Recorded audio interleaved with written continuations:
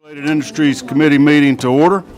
I know we're out tomorrow. People got lots of other committees today, and we're trying to get rolling, so you're going to see a fast moving committee today. Almost every one of these bills has already had public testimony or been through a subcommittee with public testimony. There are just a couple that we'll be taking testimony on, and very few people signed up, so this should move quickly.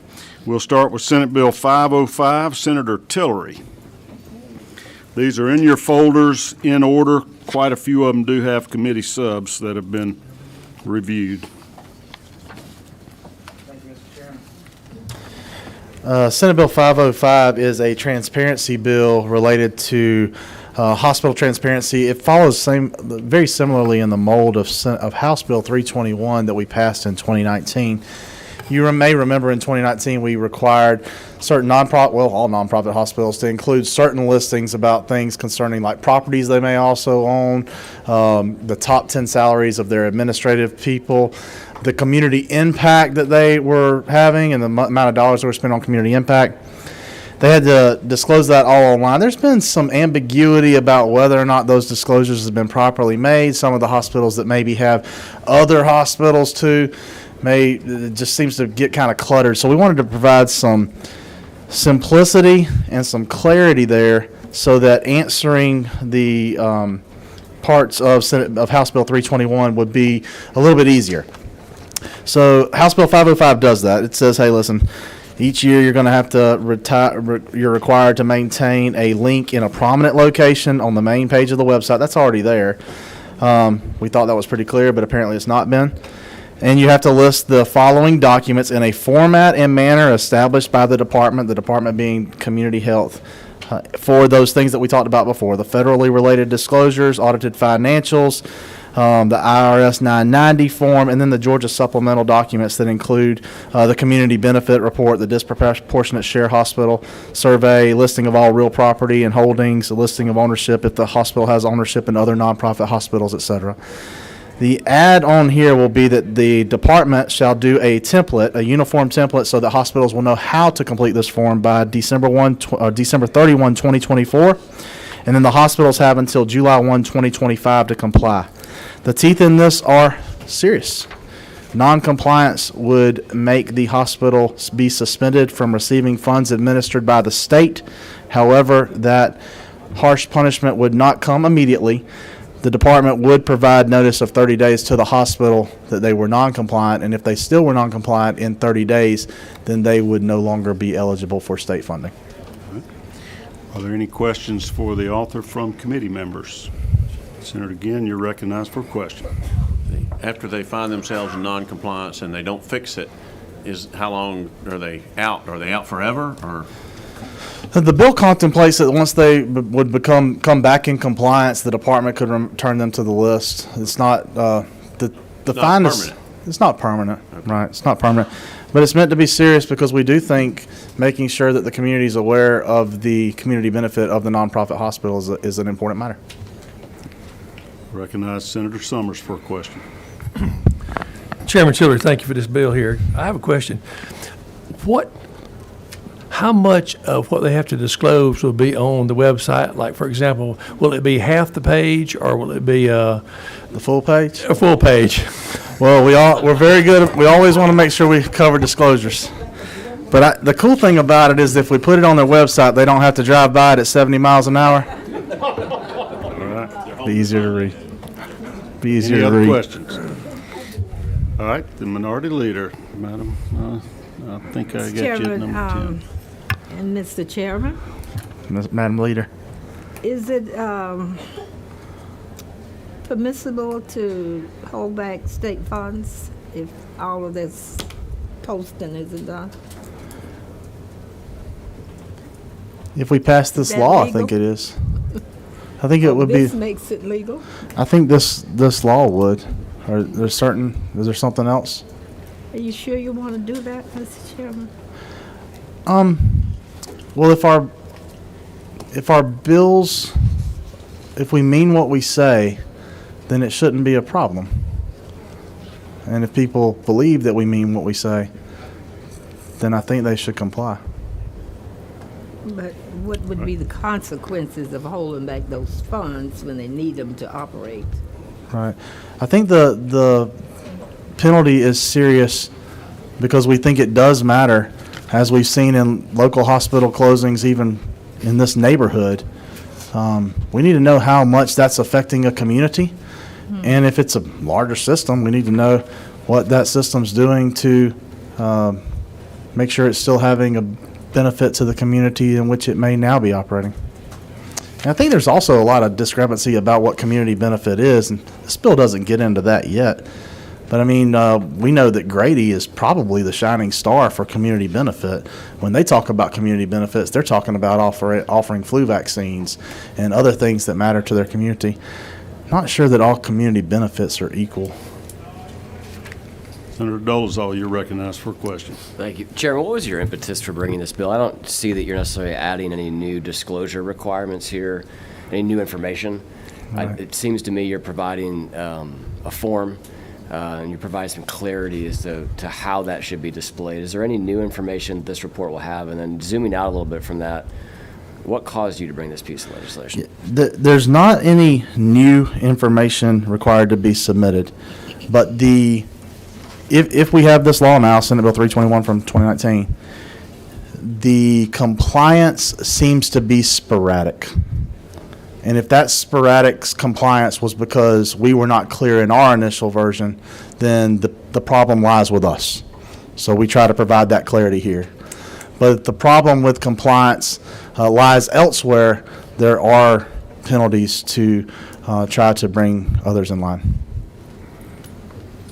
All right, seeing no other questions, is there anybody in the audience that wanted to be heard on this? We didn't have a sign-up sheet. The feedback I got was that most parties, everybody was okay with it. If I'm mistaken, I don't want to discourage any input. Okay, what's the pleasure of the committee? Motion do pass, and that's LC 339619 by Senator Albers, a second by Senator Kennedy. Is there discussion or any proposed amendments? All right, all in favor, raise your hand.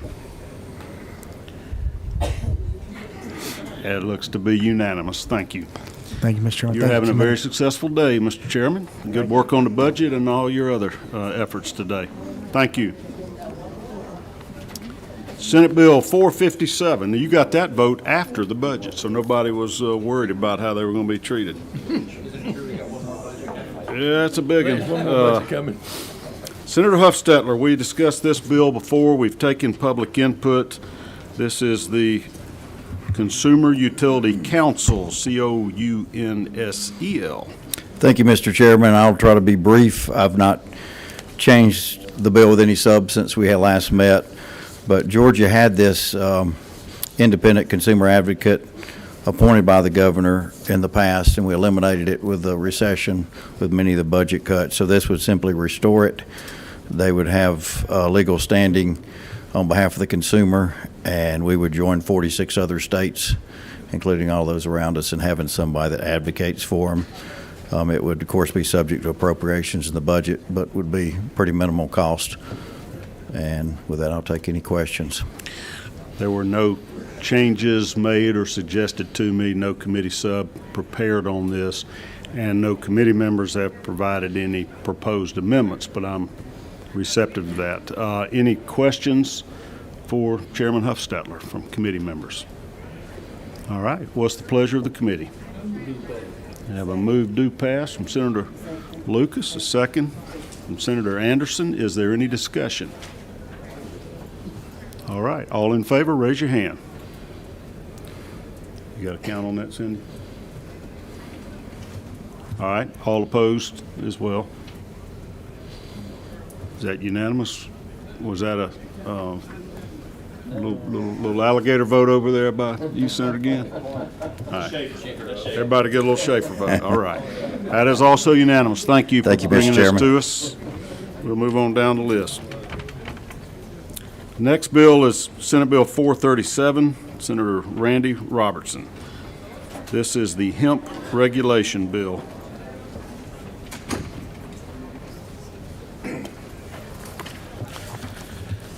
Thank you, Mr. Chairman. Yes, sir.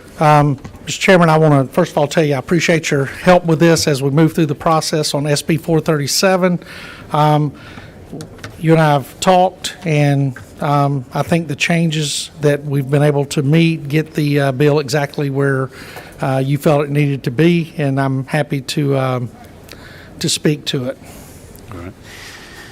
Let me just, these brief, all of these changes were discussed in our last committee member meeting after the subcommittee reported, and I'll just kind of give you a little quick overview of what we changed. You will recall Subcommittee Chairman Albers had pointed out that the current federal level of permissible levels of THC in hemp products is 0.3%.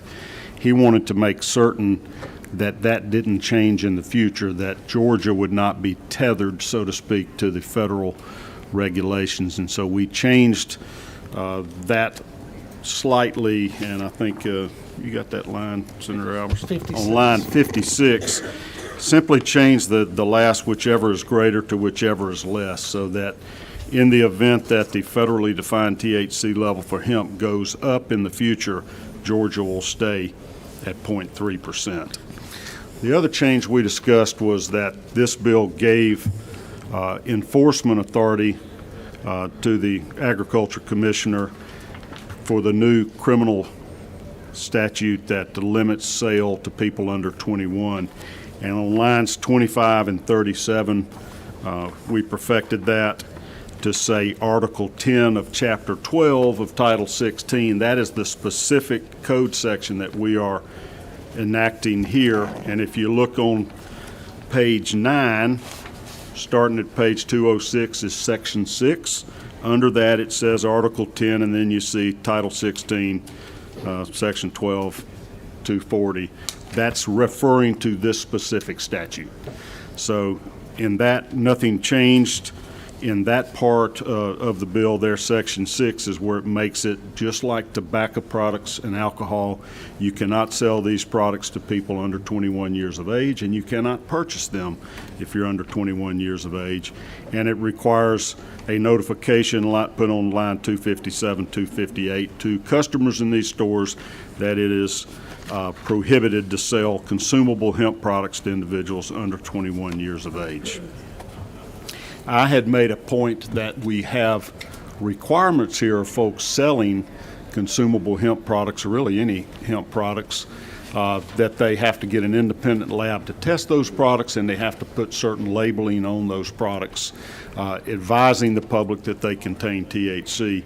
There was no teeth in the bill to that. That was not made an offense, and so at lines 197 and 198, it just shows that that is a misdemeanor if you attempt to sell these products without getting them tested from an independent lab to make sure there are not contaminants in there, and to make sure the THC level does not exceed 0.3%, and that if you do not label them as this bill requires.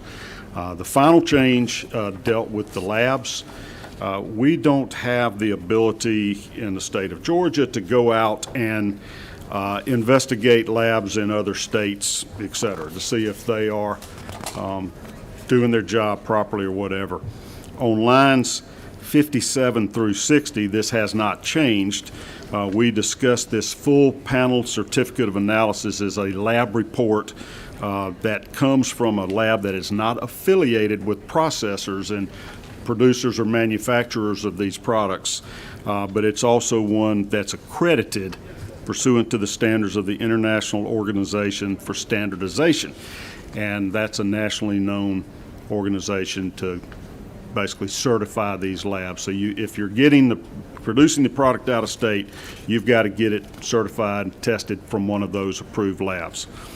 Now, if you're in state, though, we have a little more ability to control, and I believe this is fine with the Department of Agriculture. Starting at line 115 under Section 3, anybody that's going to run a lab in the state of Georgia is going to be required to register with the Department of Agriculture, and is going to have to let them know where their facility is and follow the rules and the regulations of the Department of Agriculture by giving them the address, where they are located, That lets the Department of Agriculture inspect as they desire or need to do to make sure our labs are in compliance with these international standards. Those are the only changes. It's been very well received by the public. I don't believe that there was any argument against this bill in subcommittee other than one gentleman that wants to legalize marijuana in general and doesn't think we should regulate this subject matter in any way. Are there any questions from committee members to the sponsor or to myself, since I was involved in this committee sub?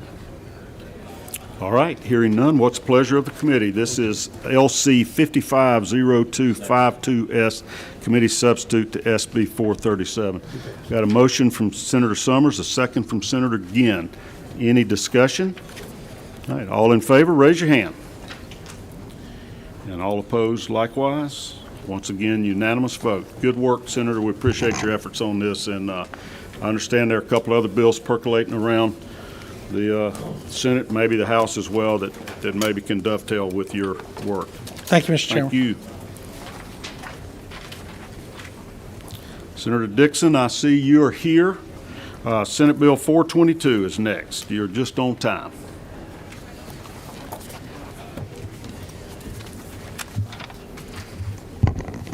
Mr. Chairman, you want me to go through presentation again, or I know you have a committee? Just remind us what your bill's about, Okay, and then I'll absolutely. hit on the changes that were made in your committee sub. Yes, sir. So what this does is there's 4 natural gas marketers in the state of Georgia that are owned by EMCs, and that's what this bill would raise what they can use, the 15% of their property, their plants, their equipment, their fixed assets. It would raise that from 15% to 30% is what the bill would allow. All right, that was your original bill. On the committee sub, after consultation with the Cobb EMC folks and the Gas South people, they agreed 25% would be an adequate percentage. If you recall, the testimony was that Gas South, Cobb EMC has borrowed a total of $82 million out of their approved level up to 15%. I think they said would have been $122 million. Yeah, so about 11% By is where going they're to at. 30%, maybe it was 117 million, whatever, I think it was about 230. It was. This would have allowed, by reducing it to 25, they could still borrow up to 200 million, which is an extra 120 million from where they are now, so an additional 150%. The only other thing that was changed in here is they mentioned in the testimony that they do have to report to the Public Service Commission what the equity is in the company, what the debt is that's in compliance with this section, and what they do with that money. And so we went ahead and codified that so that they, on an annual basis, would have to disclose to their members of the EMC what the cost of the gas they're buying through this program is, and within 6 months after acquiring another gas marketing outfit, which may be what they do with this additional borrowing power, they would have to make certain disclosures to their membership that are very similar to what they're disclosing to the PSC now. I've discussed that with the affected parties, and everybody's in agreement this is fair and reasonable. So are there any questions for either me or the sponsor? All right, what's the pleasure of the committee?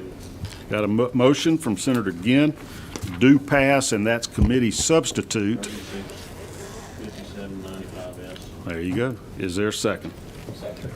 Second by Senator Albers. Any discussion? All right, all in favor, raise your hand. All right, any opposed? Got one in opposition. Thank you, Mr. Chairman. All right, thank you. Senate Bill 336, Senator Kay Kirkpatrick. Senator Dr. Kay Kirkpatrick.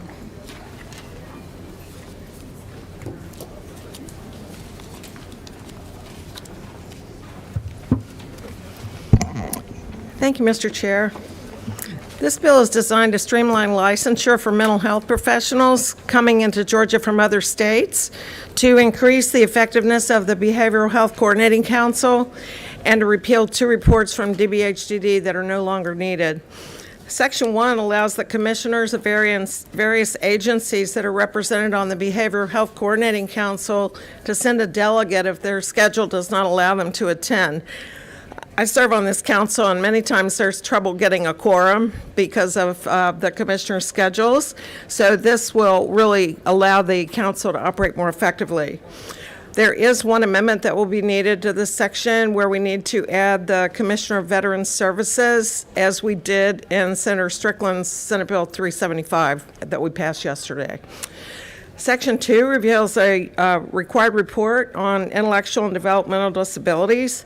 There are several other avenues on this subject to gather feedback that are open to the public, and this report is now redundant.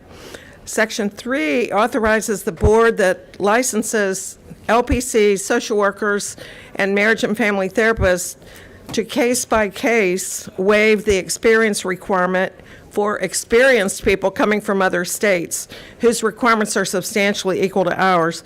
Currently, there's a delay in licensure due to a current requirement for 2,000 additional supervised hours regardless of the applicant's experience. And I first learned about this when an applicant from Florida who'd been licensed for 10 years did not meet our supervised requirements here in Georgia.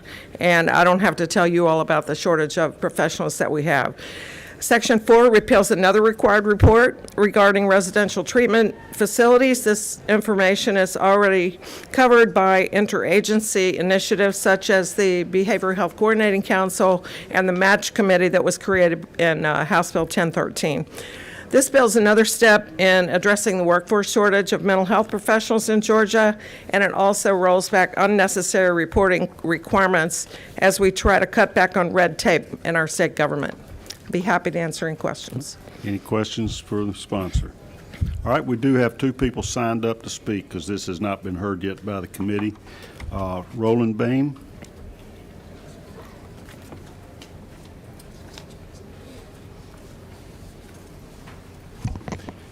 Thank you, Mr. Chair, and in the interest of time, I think I speak on behalf of me and the second person signed up, Kim Jones, to let you know that not only are we fond of Senator Kay Kirkpatrick, we're fond of this piece of legislation as well, and we'd encourage you to pass it. Thank you, sir. You're very welcome. Thank you for being with us. All right, any additional questions for either of the speakers? All right, what's the pleasure of the committee? Got a motion to do pass from Senator Albers. Is there a second? Second from Senator Butler. Any discussion? All right, all in favor, raise your hand. Any opposed, like sign. I had skipped over Senate Bill 420, Senator Anna Vitarte. There you are. I want to make sure you were here with us. Mr. Chair, could I ask one question? Yes, you may. Did we need to do anything with the amendment that was discussed? Your bill is a committee sub. I guess we should have Okay. made clear.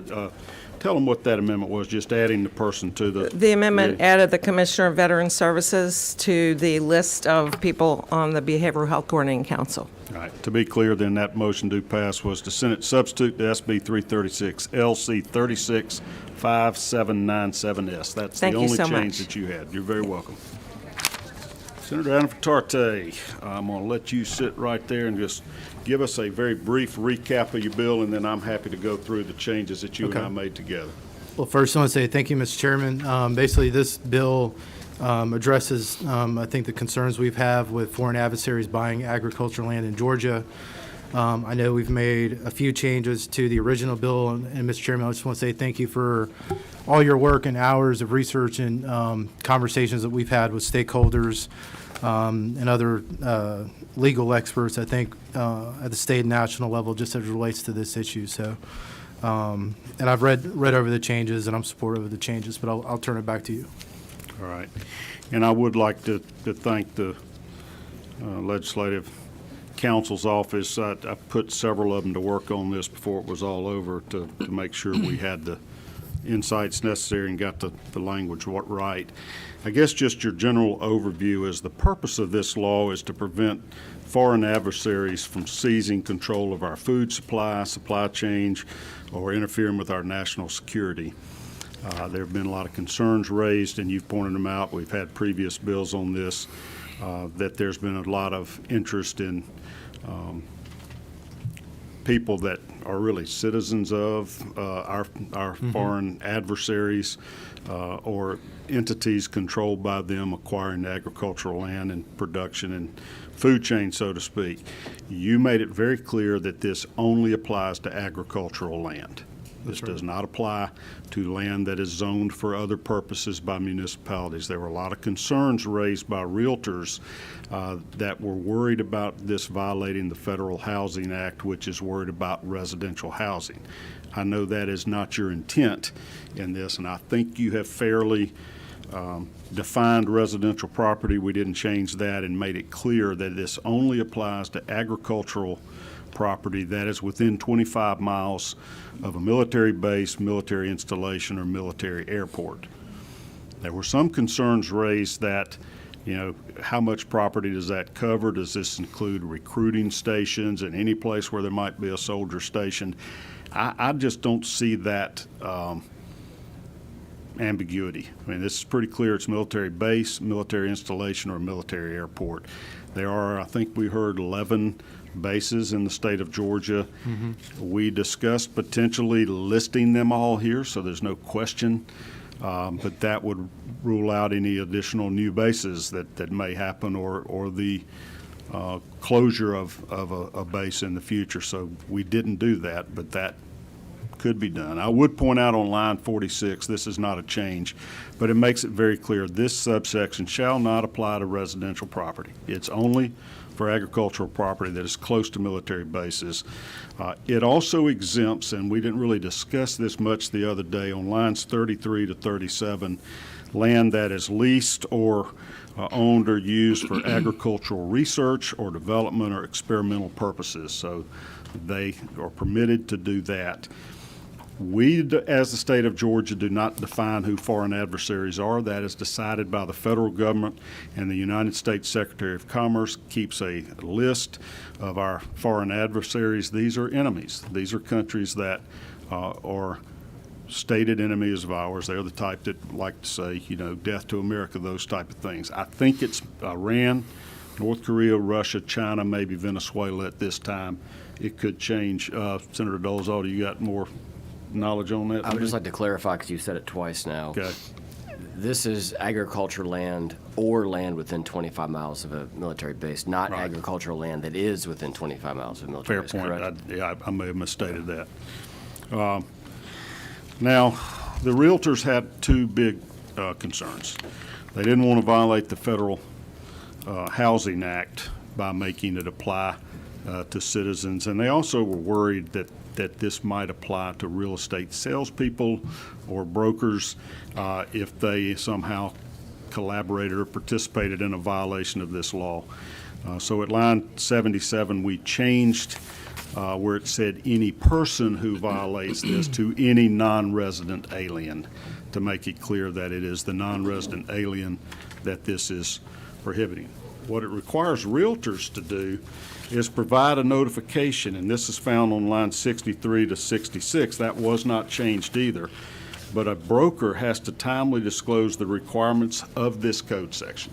So if somebody is making an acquisition of property, you have just, if you ever been to a real estate closing, there's a stack of documents, all these disclosures. It's going to be one more disclosure that says if you are a non-resident alien, you can't be acquiring agricultural land or land within 25 miles of a military installation here. So that's all the realtor has to do, is just disclose it, and you're not criminally subject to any problems. Finally, to make certain that this doesn't run into the same buzzsaw that the Florida law is engaged in litigation now on this preemption, lines 80 through 82 were added. And these make it very clear that if the application of this law is found to be preempted by federal law, federal housing law or any other federal law, that any such provision shall not apply to this transaction. In other words, we're exempting transactions that conflict with federal law. And I think that just about as best as we can satisfies the objections that we received. I know there were other complaints or problems here, but I believe we have cleaned this up as much as we can, narrowed it down as much so that it will withstand any judicial scrutiny.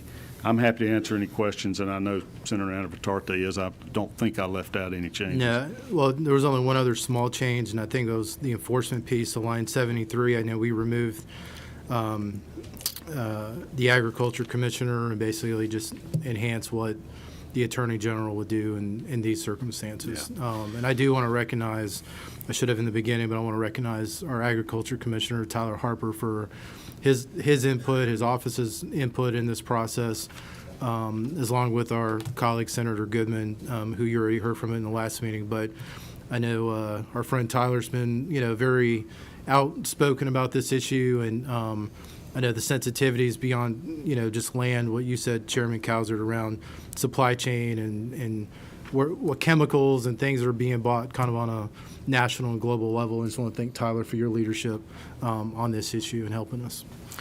You just reminded me of the one other change we made from lines 57 to 59. The original version, I took out where it said person and made it a non-resident alien. That's right, yeah.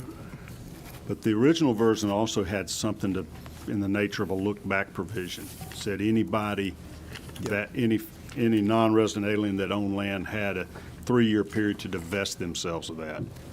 That had somewhat of a retroactive effect, and so you'll see that this took that out, and basically anybody that after the enactment of this bill now, any non-resident alien that acquires this prohibited land will be given a period of 2 years after the acquisition to divest themselves of it. If it's pointed out to them, whoa, now, you weren't allowed to purchase that land. So I felt like this would be withstand constitutional scrutiny, to be proactive instead of retroactive. All right, any further questions? Senator Ginn?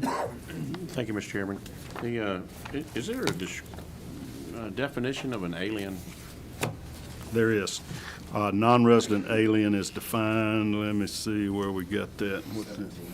On line 17, and it's a lengthy description. Okay, gotcha. All righty. Other questions? Senator Dolezal.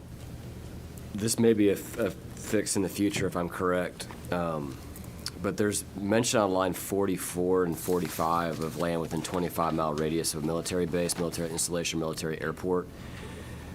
But it's never mentioned again. So it's never mentioned again, for example, on line 60, where it describes the necessary dispossession and only references agricultural land.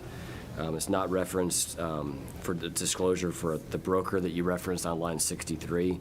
It only references in the instances of agricultural land sales, and I'm wondering if we may need a floor amendment on the floor of the Senate to fix that so that it also includes, it catches the military radius sales as well.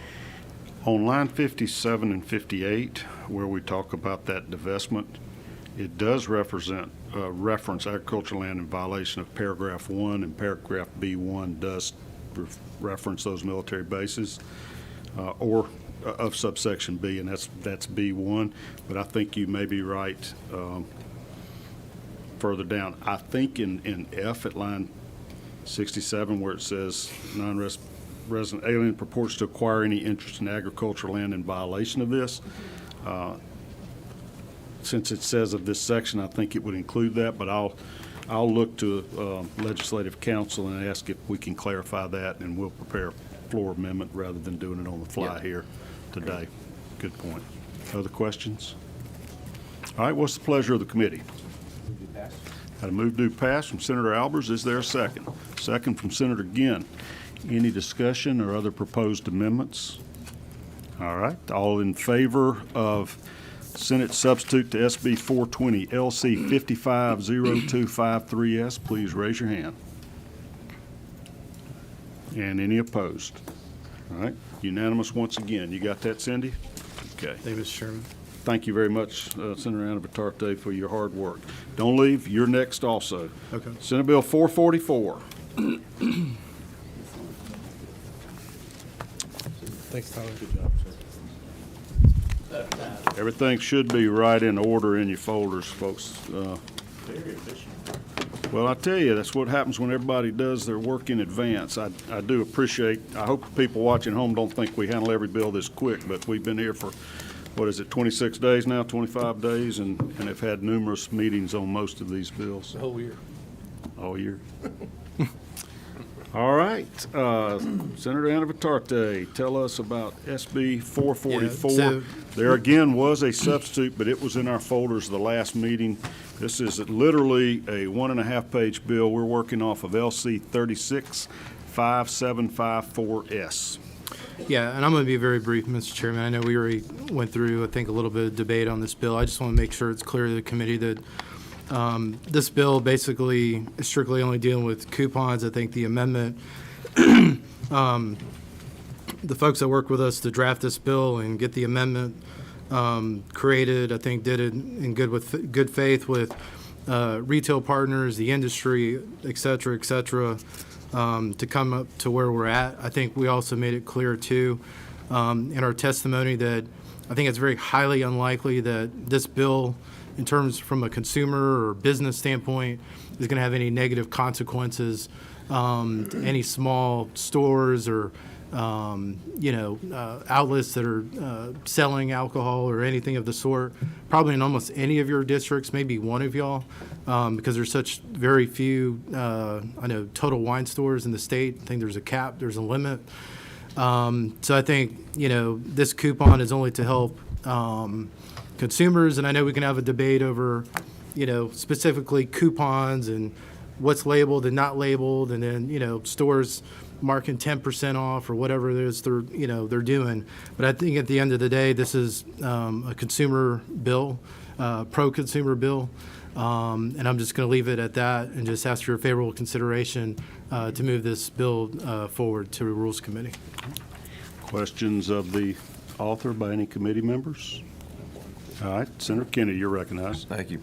Chairman Avatarte, the sub that's in the file, is that the sub that we reviewed It when should we be. reviewed the bill? There shouldn't be another one. There's not a new one? I don't Okay. believe so. Okay, thank you. Other questions from committee members? All right, what's the pleasure of the committee? Motion to pass. Got a motion to pass from Senator Ginn, a second from both Senator Albers and Senator Summers. Any discussion or other proposed amendments? All right, all in favor, raise your hand. I'll drink to that. We got 1, 2, 3, 4, 5, 6. All opposed? And I got 3 opposed. 6-3, your bill passes out of committee. Thank you. You're on to rules.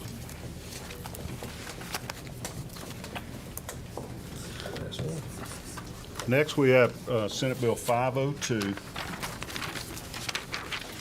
Senator Dixon, you still with us? All right. There is one person signed up to be heard on this. This has not yet had any kind of public comment or debate, so we got enough time for you if you'll just explain what you got going on here. Thank you, Mr. Chairman, committee members. I bring before you Senate Bill 502. Let's see here. Do you want me to give you the LC number? I know you've got No, that's a committee okay. substitute that's friendly, so. We got it, but you can tell them what you're working off Okay. of. Yeah, what I'm calling this bill is the First Amendment Preservation Act. Over the last 4 years, the First Amendment has seen its share of challenges during COVID-19 pandemic.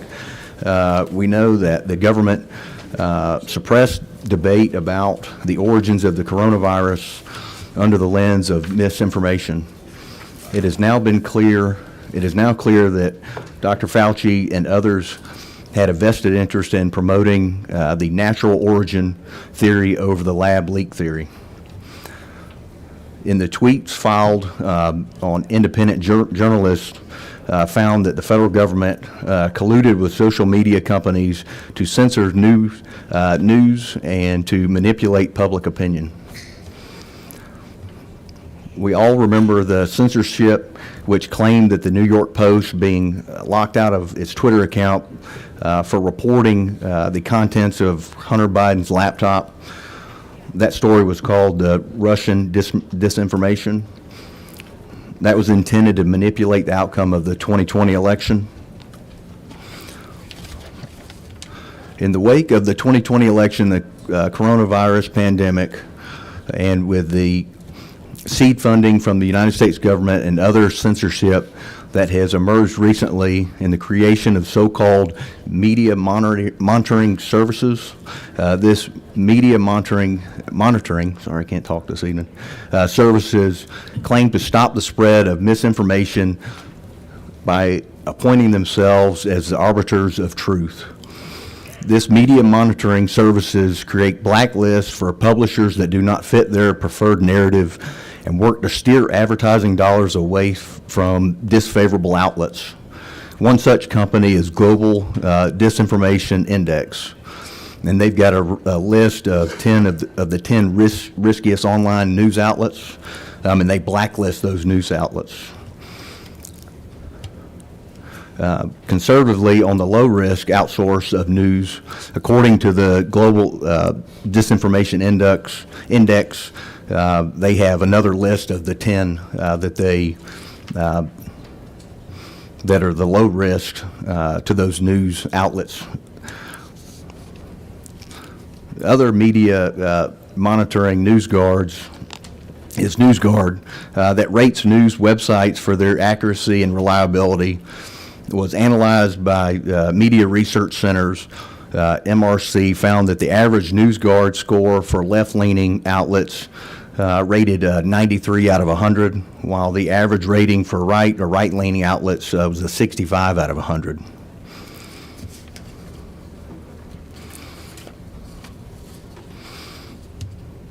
And what these online news outlets, what their intent is to do is when you do put media information out there, if they disagree with it, they tend to censor what comes out and where it goes and how, who the audience that it's sent out to. And as the state legislature, we're not here to assess the constitutionality of the media monitoring services or decide whether the advertisers should be actively engaged in crafting our national conversation. But we are charged with being good stewards of taxpayer dollars here in the state of Georgia, and it's important enough to merit paid advertisement coming from the state of Georgia and being dispersed to all citizens without regard of their political views. That's all that Senate Bill 502 does. It simply requires the state agencies purchasing advertising with taxpayer dollars to require the advertising agency to hire certified outlets that will not use one of the blacklists created by one of these media monitoring services.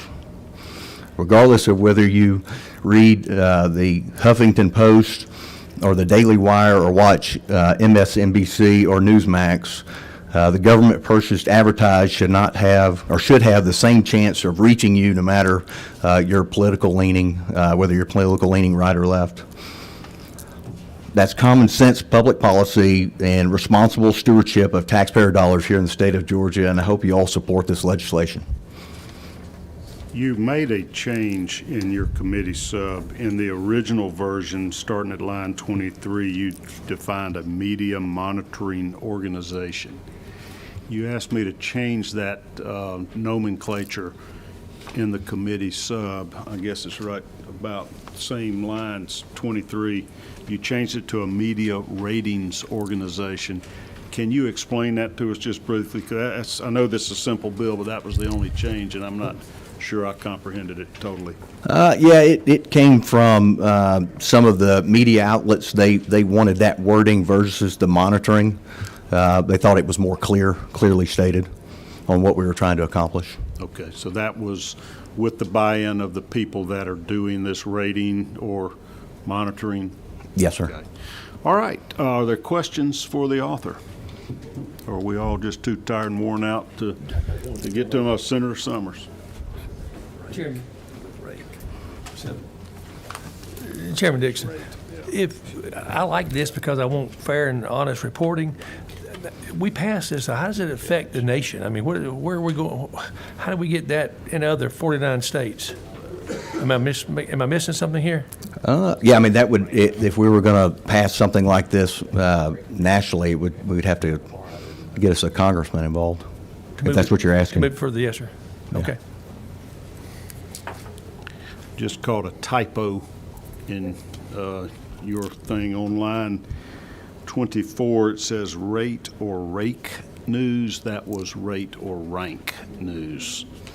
I don't even know which of the many very brilliant lawyers and legislative counsel made that. I think it was more than likely me.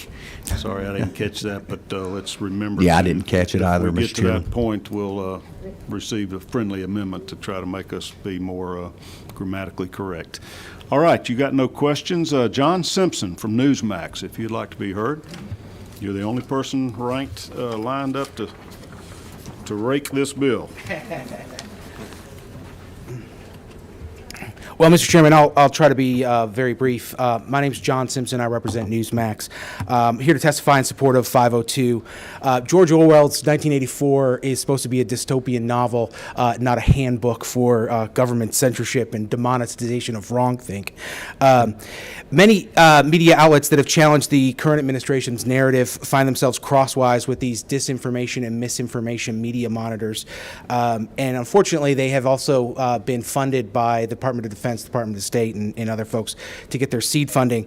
The purpose of these organizations is pretty simple. It's to shower sites that say things that people in high places like, and demonetize news or information sites that say things that people in high places don't like. But, as the senator said, we're not here to, talk about the constitutionality of what those media monitors do. The public policy here is pretty simple. When Georgia pays taxpayer dollars and they want to advertise beware of human trafficking, register to vote, get your flu shot. Those are all messages that we're using taxpayer dollars for to get out to the broad public. We shouldn't be running those through a filter that says, the safe site to advertise on is BuzzFeed and Huffington Post, and the dangerous sites to advertise on are the Daily Wire and Newsmax and others. That's exactly what some of these things will tell the advertisers. So all we're saying is, if you're an advertiser that wants to do business with the state of Georgia, just certify that you don't use one of these monitors. And I do want to stress that this is not intended to be a partisan bill. It happens to be that voices on the right are disfavored at the moment. Of course, that could always change in the future. And in fact, there are voices on the left that are disfavored by the administration. One of those voices happens to be a left-leaning news site that is critical of the Ukraine war. And they have also been demonetized by these organizations. In fact, they're suing the Department of Defense for that right now. So, again, we're not here to debate whether the federal level, the federal, and to address Senator Summers, the feds are dealing with this issue. The National Defense Authorization Act, which deals with all of our advertising for military recruitment, included a similar provision, which and again, it's the same idea. We have a recruiting crisis. We ought to be sending out the message to join the Army to as many people as possible, not people who espouse a particular viewpoint. So that's all that this does is say that if you're going to spend government dollars on advertising, just make sure you run it through your advertising agency doesn't run it through a blacklist. So. All right, thank you for your testimony. What's the pleasure of the committee? Move to pass as committee sub. All right. I'm sorry, you got a question? Okay, I think that takes precedent. We have a motion do not pass. Is there a second? Senator Butler, second by Senator Anderson. Any discussion on your motion? All right, all in favor of the motion do not pass, raise your hand. 1, 2, 3, 4. All opposed? 1, 2, 3, 4, 5. That motion fails. Any additional action desired by the committee? All right, back to Senator Albers. A motion do pass. Second by Senator Kennedy. Discussion? Including the change in order. Oh, yeah, is that as amended as you caught from on line 24, changing rate to rank? Yes. All right, we'll consider that part of your motion then. All right, all in favor, raise your hand. 1, 2, 3, 4, 5. All opposed? 4 narrowly passes, 5-4. Before you get too excited, I know we're being very efficient today. I have had a request from Senator Kim Jackson on a late arriving bill. Senate Bill 529 that was literally first read on yesterday and assigned to us, and I've got about 3 minutes. I promised her we would let her at least tell us about this bill because it can certainly find a vehicle later on, and I wanted to give you your day before the committee. If you'll just sort of briefly describe that. That's Senate Bill 529. Thank you, Mr. Chairman. And I want to begin by saying that this bill came out of the recommendations from the Rural Health Study Committee. This was a recommendation that we heard multiple times to help bring more doctors into the workforce. Very simply, what it does is if you are foreign trained and have worked as a physician in another country, you can come, and as long as we can certify that you've worked, you have the MD, that you've done the work in the past, as long as that can be certified and verified by the Medical Composition Board, you can receive a 2-year provisional license in which you would work under the supervision of a licensed physician here in the state. Per Senator Kirkpatrick's very careful help with us on this, you do have to certify that you are here legally, that you can legally work here, and that you have liability insurance through your employer. So for 2 years, you could work under a provisional license that's where you are supervised, and then after 2 years, you can then apply to get what's called a restricted license, and that would allow you to work in any place where there is a need for healthcare workers. So we're talking about rural Georgia. It has to be in an underserved location. So I'll conclude this by saying Tennessee enacted this very similar law. And in the first month, they had over 200 applications for physicians who were living in Tennessee who had not been able to practice. And so we have a huge shortage when it comes to having access to health care in our state. And we have doctors here. They have worked alongside of us in the military. They are from, they've been incredible in their own home countries. This gives them a pathway to get them to work, to helping us. And it specifically gets them in a place in Georgia where some of our other physicians won't go. So with that, I'm happy to entertain questions, and I really do ask that you all would consider do pass on this bill. I know, but because of our timing, we haven't had an opportunity to advertise it and to solicit public input. I'm impressed with your work. I noticed the co-sponsors on bills and Senator Bo Hatchett, who had that study committee basically on rural medical workforce this summer. Yep. And when you have Dr. Kirkpatrick, a physician herself, also co-sponsored, it got our attention. I wanted to be fair to you and let you get your debate started. It's a little bit too late this year for us to fit in the public hearing. I've got Senator Albert's been breathing down my throat here, pointing to his watch because he has this room in about 1 minute for public safety. Senator Dolezal, you got a question? A quick question for Senator Jackson. I am sure, although I don't know it to be true, I would bet that it's true that obtaining an MD in certain countries is easier than in America and is harder in some other countries than in America. In your work in the study committee and your work in this bill, did you contemplate that? In other words, that we would figure out how do we ensure that for the countries that have a lower standard on whatever their boards are? Yes, so they would still have to actually pass the step 1 and step 2 of the boards that are required here in Georgia.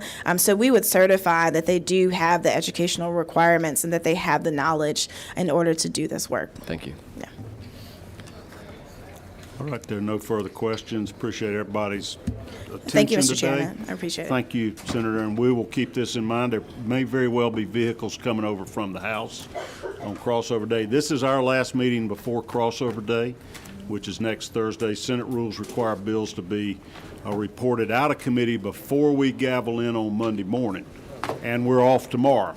So it's game over for this committee for Senate bills, and we are adjourned.